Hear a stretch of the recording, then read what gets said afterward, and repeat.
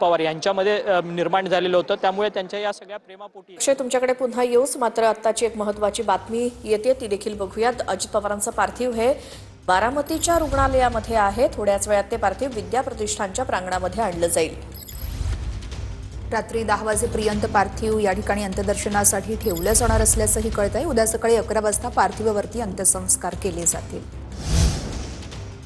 देवेंद्र फडणवीस, एकनाथ शिंदे हे तासाभरापासून बारामतीतल्या या रुग्णालयात आहेत। तिथेच पवारांचं अख्खं कुटुंब देखील आहे आणि तिथूनच पार्थिव हे विद्या प्रतिष्ठानच्या प्रांगणामध्ये आणलं जाणार आहे।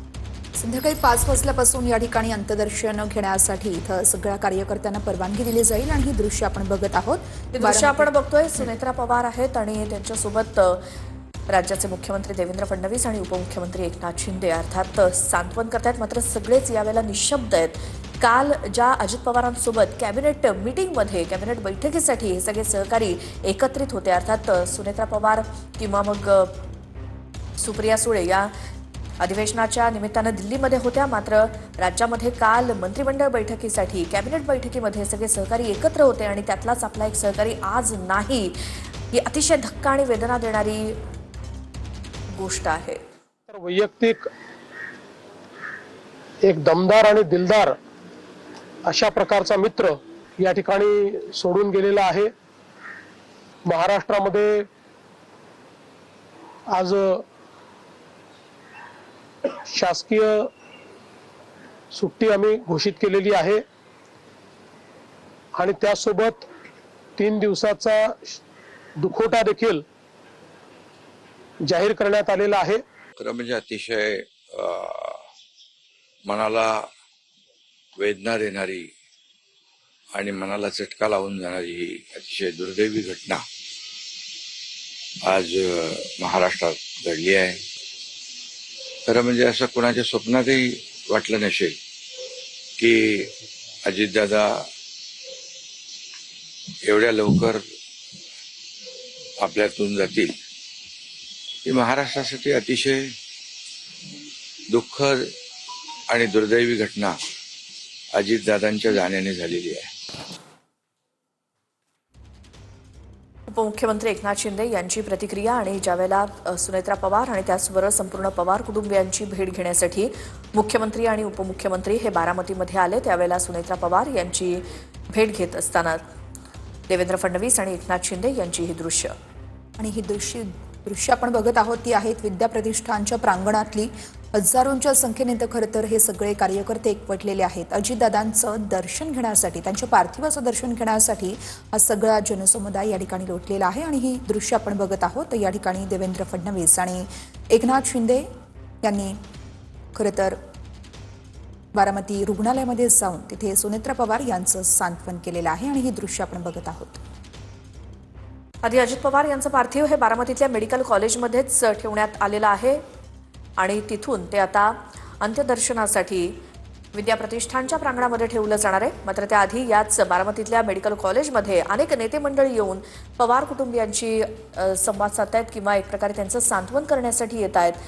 या तिथे देखील अजित पवार यांच्या पार्थिवाचं अंत्यदर्शन घेत आहेत आणि त्याच ठिकाणी सुनेत्रा पवार आपल्याला दृश्यात दिसत आहेत आणि सोबत राज्याचे मुख्यमंत्री देवेंद्र फडणवीस आणि उपमुख्यमंत्री एकनाथ शिंदे। काही वेळापूर्वी हे सगळेजण एकाच विमानानं मुंबईतनं बारामतीमध्ये आले होते आणि तिथं अख्खं पवार कुटुंब उपस्थित आहे।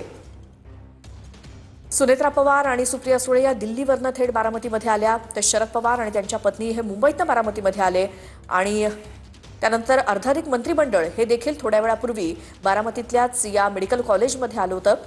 फोटोमध्ये आपण बघतोय सुनेत्रा पवार यांचं सांत्वन करण्यासाठी मुख्यमंत्री आणि उपमुख्यमंत्री अर्थात फडणवीस आणि शिंदे आहेत। त्यावेळेचा हा फोटो आहे बारामती मेडिकल कॉलेजमधला आणि आता थोड्याच वेळात अजित पवार यांचं पार्थिव हे बारामती मेडिकल कॉलेजमधनं नेलं जाईल विद्या प्रतिष्ठानच्या प्रांगणामध्ये। तिथे सगळी व्यवस्था करण्यात आलेली आहे। काही तास हे पार्थिव तिथे अंत्यदर्शनासाठी ठेवलं जाईल आणि उद्या अंत्यसंस्कार होणार आहेत। अगदी थोड्याच वेळात अजित पवार यांचं पार्थिव हे या ठिकाणी आणलं जाईल आणि त्यानंतर रात्री 10 वाजेपर्यंत अंत्यदर्शनासाठी पार्थिव ठेवलं जाणार आहे। तर उद्या सकाळी 11 वाजता अजित पवार यांच्या पार्थिवावरती अंत्यसंस्कार केले जातील। जिथपर्यंत नजर आली तिथपर्यंत खरं तर विद्याप्रतिष्ठानच्या या प्रांगणामध्ये आपल्याला जनसमुदाय हा लोटल्याचं बघायला मिळालं.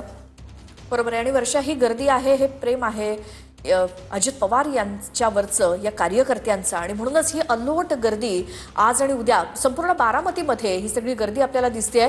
कारण आता आपण काही ड्रोन दृश्य आपण बघितलेली होती, त्यामध्ये संपूर्ण बारामतीमध्ये जनसागर उसळलेला आहे. कारण आज सकाळी 8:45 नंतर ज्या पद्धतीनं ही बातमी वाऱ्यासारखी महाराष्ट्रभर पसरली, त्यानंतर प्रत्येक जण जो तो बारामतीकडे रवाना होऊ लागला. थोड्या वेळापूर्वी आपण बघितलं, राज ठाकरे हे देखील निघालेत बारामतीकडे येण्यासाठी. त्याआधी राज्याचं अर्धाधिक मंत्रिमंडळ पोहोचलेलं आहे बारामतीमध्ये. सुनेत्रा पवार यांची त्यांनी भेट घेतली आहे. राज्याचे मुख्यमंत्री देवेंद्र फडणवीस, त्याचसोबत उपमुख्यमंत्री एकनाथ शिंदे यांनी. तर दुसरीकडे आता अजित पवार यांचे पुत्र आपल्याला दृश्यात दिसत आहेत, जे सकाळीच बारामतीच्या या मेडिकल कॉलेजमध्ये आलेत. कारण घटनास्थळावरनं हे मृतदेह किंवा या सगळ्यांना जखमी अवस्थेमध्ये रुग्णालयामध्ये नेण्यात आलेलं होतं. मात्र त्यानंतर जी बातमी आली की एकूण 6 जणांचा, या विमानातल्या 6ही जणांचा मृत्यू झालाय, आणि त्यामध्ये राज्याचे उपमुख्यमंत्री अजित पवार देखील होते. थोड्या वेळापूर्वी अजित पवार यांच्या अपघाताची बातमी आल्यानंतर शरद पवार, त्यांच्या पत्नी, हे देखील बारामतीमध्ये पोहोचले होते. त्यावेळची एकीकडे दृश्य, तर मुख्यमंत्री, उपमुख्यमंत्री हे देखील बारामतीत.